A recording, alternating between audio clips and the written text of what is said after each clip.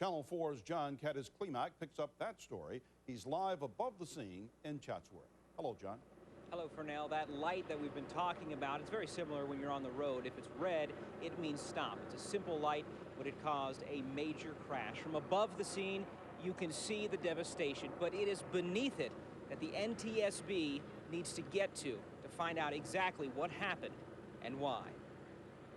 We no longer believe that anyone on the train is alive.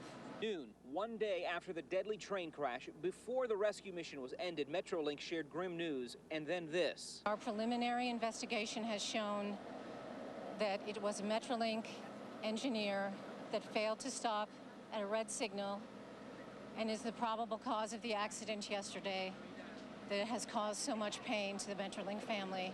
A red light, just like you'd find on a roadway, is a way for trains on the same track to take turns. You can see in this animation, had the Metrolink train stopped at the red light, the freight train would have been able to pass, and then the Metrolink train could have continued, but the engineer did not stop. When asked to confirm reports the engineer may have been text messaging at the time, Metrolink said that would be beyond belief. I cannot imagine. It just defies the imagination that any engineer would be texting. I want to be able to set the scene for you for a little bit. You can see where the Metrolink train actually is. Behind that, these are the tracks that we're on here, and of course you can see also LAPD is keeping an eye here, making sure that nobody else comes through here.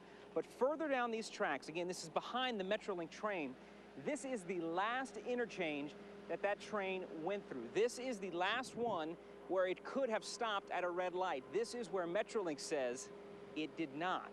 Our process is to look at everything before we rule anything in or out. The NTSB says it has recovered 2 data recorders from the Metrolink train along with the data and video recorder from the Union Pacific line.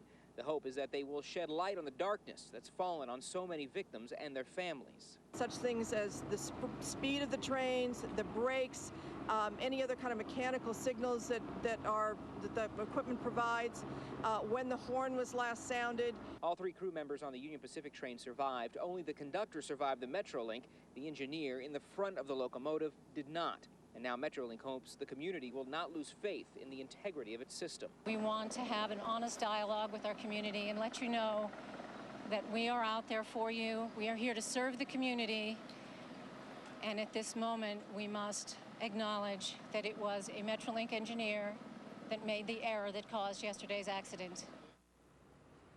Back live now, we want to point out to you that there are already Union Pacific workers starting to lay new track right on the scene where this crash happened yesterday. In the meantime, the NTSB says it could take a full year to complete its investigation. They want to know for sure, why did this happen? And if it's true that the engineer missed that red light, they want to know why.